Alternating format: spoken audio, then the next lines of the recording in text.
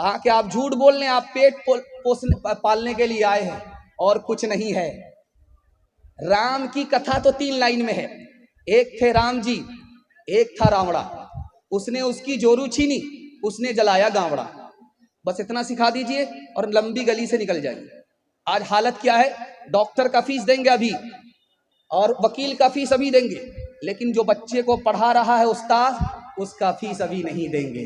कब देंगे? अगले महीने। कब देंगे? उसके बाद में। जब मजदूर को मजदूरी मिल ही नहीं रही है तो वो काम कैसा करेगा? आपके बच्चे को इल्म नहीं होता इसी वजह से।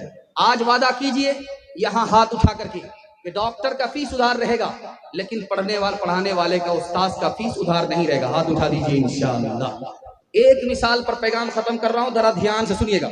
सिकंदर बादशाह से पूछा कि तुम बाप की कम उस्ताद की ज्यादा इज्जत करते हो, क्या वजह है?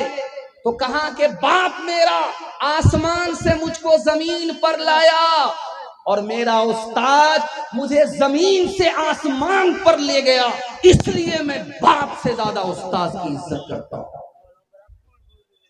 खुदा है मेहरबान, बोलो बोलो है मेहरबान, बोलो अहले वतन जान वतन बन के दिखा दो, इस खाक के जर्रे को भी इंसान बना दो।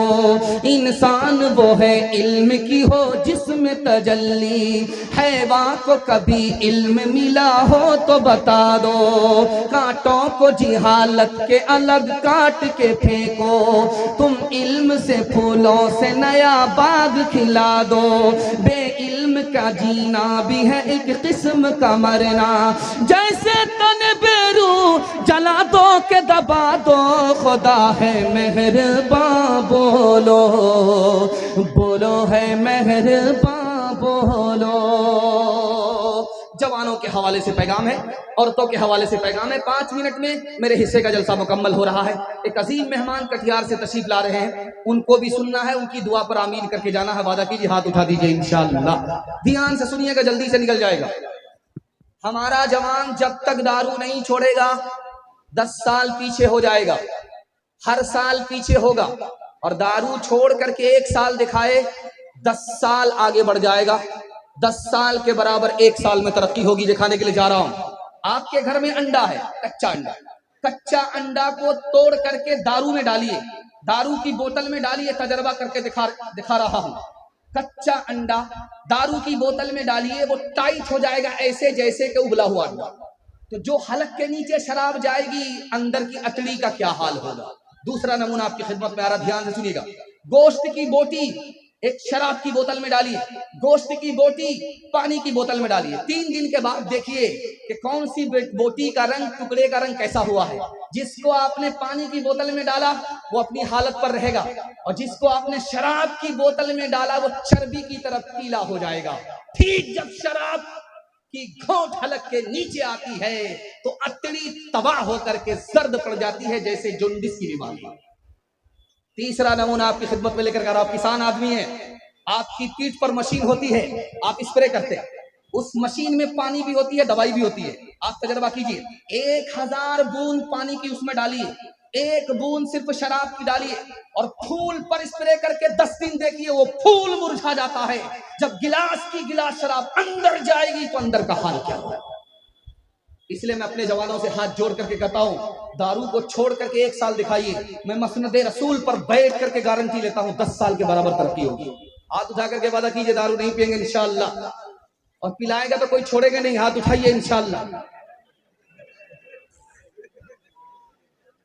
जो अक्ल खरी थी की खोटी इसने, अच्छे अच्छों से छीनी है रोटी इसने, अच्छे अच्छों से छीनी है रोटी इसने।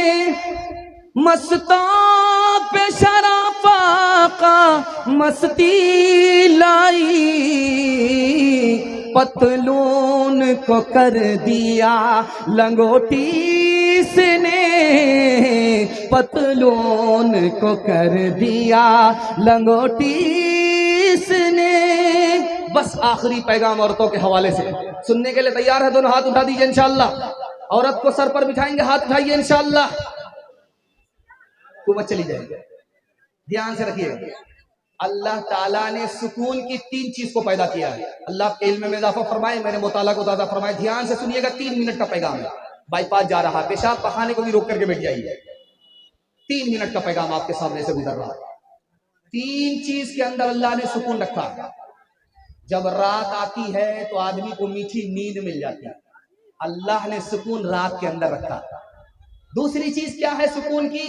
हमारा अपना घर है। दिल्ली पंजाब में रही आपका दिल नहीं लगेगा, टूटे फूटे मिट्टी के मकान में घर आ जाइए, आपको सुकून ही सुकून मिलेगा। सुकून अल्लाह ने अपने घर के अंदर रखा है। और तीसरी चीज सुकून कहाँ रखा है? अपनी बीवी के अंदर रखा है। इंशाअल्लाह सब काम पहले होगा, निकाह बाद में करेंगे। हाथ उठाइए इंशाअल्लाह। खैर 2-4 मजनू हाथ उठा रहे। एक बूढ़े ने हाथ उठा करके बांस को पकड़ लिया, दूसरी शादी का इरादा। ध्यान से सुनिएगा, सुकून की तीसरी चीज औरत है। और कौन आदमी बेचैन होता है ये आपको दिखाने के लिए जा रहा हूं। जो अपने घर से दूर होता है वो बेचैन होता है, जो रात कहीं और है वो बेचैन होता है, जो बीवी से दूर रहता है वो बेचैन होता है। और जानते हैं महल जैसा घर जहन्नम बन जाता है। डॉक्टर ने बताया परहेज कि आपको शुगर है, परहेज कीजिए। ये समझी के यहाँ जाकर के ठौना गौड़ करके रसगुल्ला झाड़ रहा है, जो होगा देखा जाएगा। परहेज है नहीं, इलाज नहीं होगा। घर में बीवी से रोज झगड़ा है, आपको सुकून नहीं मिलेगा। एक दिन झगड़ा खत्म करके दिखाइए, मैं गारंटी लेकर के जाता हूं, टूटे फूटे घर को अल्लाह जन्नत बना देगा। सर सैयद अहमद खान साहब का आपने नाम सुना है, दुआ कीजिए अल्लाह उनकी कब्र को नूर से भर दे। उन्होंने कहा, जानते हो मुसलमान पर दुनिया क्यों हंस रही है? जो गैर मुस्लिम है वो अपनी बीवी के साथ अच्छा सलूक करता है, जो मुसलमान है वो अपनी बीवी की लाठी से खबर लेता है, नौकरानी से भी बदतर सलूक करता है। इसलिए मुसलमान पर भी दुनिया हंस रही है, इस्लाम पर भी दुनिया हंस रही है। एक बात बता रहा हूं, ध्यान से सुनिएगा। एक कौम तबाह हो गई औरत पर जुल्म ढाने की वजह से। वो कौन सी कौम थी दिखाने के लिए जा रहा हूं। बीवी से ताल्लुक है। जब बीवी पुरानी हो जाती थी, उसको हटाना होता था तो करती क्या थी? ये ऐलान करती थी कि इसको भूत आ गया, इस पर भूत सवार है, इसको जलाना पड़ेगा, आग में जला देती थी। इसको पानी में डुबाना पड़ेगा, पानी में डुबा देती थी। पुरानी औरत को जला देती थी, नई औरत से निकाह होता था।